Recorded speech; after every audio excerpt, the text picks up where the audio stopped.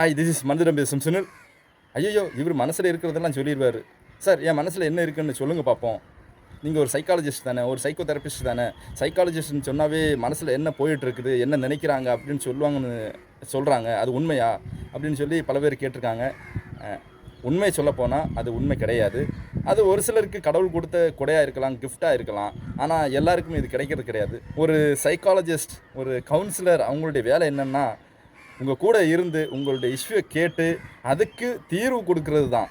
இங்கே கவுன்சிலர் முடிவு கூட உங்களுக்கு எடுக்க மாட்டாங்க.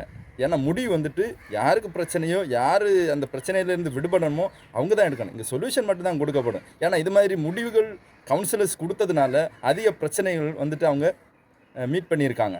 அதனால் எந்த ஒரு கவுன்சிலர்ஸும் முடிவை வந்துட்டு எடுக்க மாட்டாங்க. முடிவு வந்துட்டு கிளைண்ட் தான் எடுக்கணும். இதை மனசில் ஏற்றிக்கங்க. எந்த ஒரு கவுன்சிலரும் எந்த ஒரு சைக்காலஜிஸ்ட்டும் அப்படியே உங்களை பார்த்தோன்னே எல்லாத்தையும் சொல்லிட மாட்டாங்க. தெரிஞ்சால் கூட வெளியில் எதுவும் சொல்லிட மாட்டாங்க. உங்கள் கூட பயணித்து உங்கள் கூட கேரக்டரு, உங்களுடைய மைண்ட் செட் எப்படி இருக்குன்னு உங்களுக்கு தெளிவுபடுத்துவாங்க. எப்படின்னா அந்த கவுன்சிலிங் ப்ராசஸில் உங்களுக்கு தெளிவுபடுத்துவாங்க. இனிமேல் நீங்கள் வந்துட்டு சைக்காலஜிஸ்ட்டு, கவுன்சிலர்ஸ் எல்லாம் பார்த்து நீங்கள் பயப்பட வேணாம். அவங்களும் சாதாரணமான மனிதர்கள் தான். உங்கள் கூட பயணித்து உங்கள் கூட இருக்கக்கூடிய பிஹேவியர், உங்களுடைய மைண்ட் செட், உங்களுடைய கேரக்டர்ஸ், உங்களுடைய பிரச்சனைகளுக்கு தீர்வு கொடுக்கக்கூடிய ஒரு நபராக இருப்பாங்க. அவங்க உங்கள் கூட பயணிக்கக்கூடிய ஒரு நண்பராகவும் ஒரு அக்கம்பனிமெண்ட் பண்ணக்கூடிய ஒரு நபராகவும் தான் இருப்பாங்களே தவிர வேறு எதுவும் கிடையாது.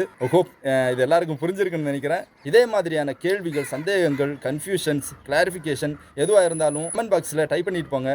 உங்களுக்கான வீடியோ அடுத்து ரெடியாக இருக்கும். நன்றி.